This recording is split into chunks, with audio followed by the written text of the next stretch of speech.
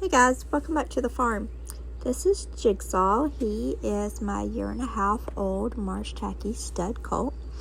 And today we are just going to work on developing his backing skills a little bit better and a little bit of flexion work with him. And one thing that Jigsaw is not really good at, mainly because he's a young colt and he's very curious and he wants to be close to you, and he's also a stud colt who we plan to keep a stud colt.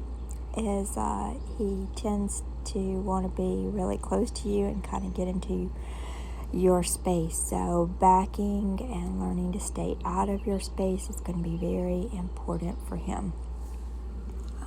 So right now all I'm doing is asking him to stay kind of behind me and stay connected with me and stay close to me without trying to walk around or leave the situation and go off somewhere. And he did pretty good with that. And then I started working on his backing. So of course I rub all over him with this stick and string because I don't want him to be afraid of anything before we get started. And then I look down at his feet, and then I ask him to back up, and I use the stick for support. And if I need to tap the knees with the stick, I can do that. And so we just do this, a few times back and forth with that. And I'm just adjusting his halter because it's still just a little bit too big on him, so I had to fix that.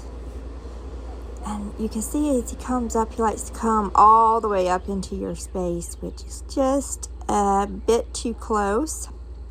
Now, Jigsaw was the kind of horse that's a little bit more reserved, and he doesn't really like to come up to humans. So it took a good bit of time to get him to where he would come up into my space. And now that I know that he will come up to me and I can halter and catch him with ease, now I got to teach him to stay out and back out of my space until he's invited in.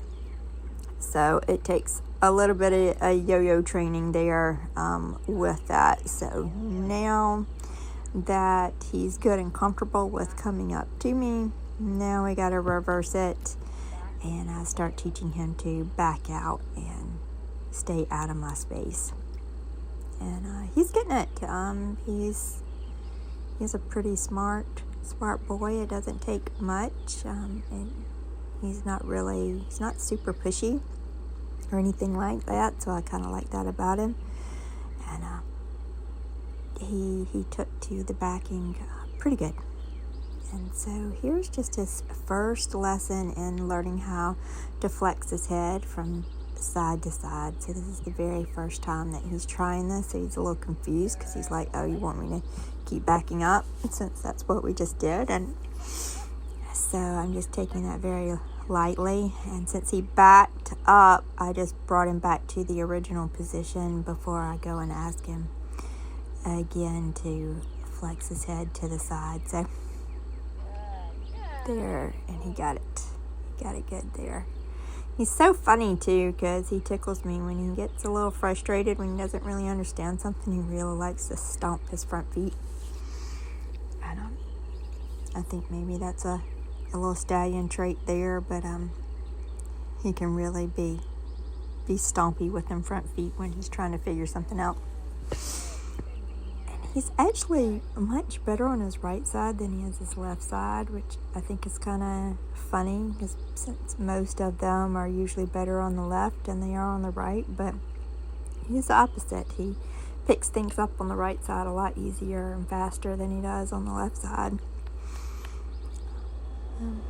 But this is something I work on him a lot, is just being able to rub all over him and touch all over him, because again, like I said, when I got him, he's a little bit more of a reserved type of fella. I didn't particularly like that. His brother that he was pastured with was very friendly and very personable, and so he would always take all the affection and handling by people, and Jigs would just kind of stay back there in the back, so and kind of avoid all that. So the more handling and touching and rubbing and talking on him I do, the better.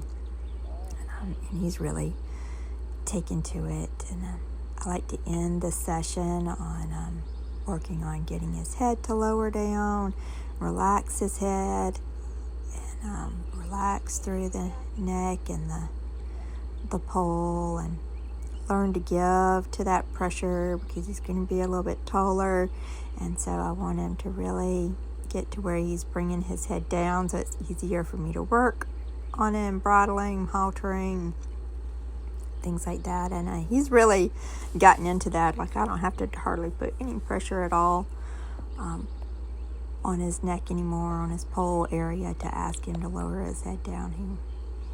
He figured that out really fast and very easily. And so that's pretty much just what we did with his session today. Was worked on a little bit of backing. I keep the sessions really short and sweet, usually under like 15-20 minutes tops.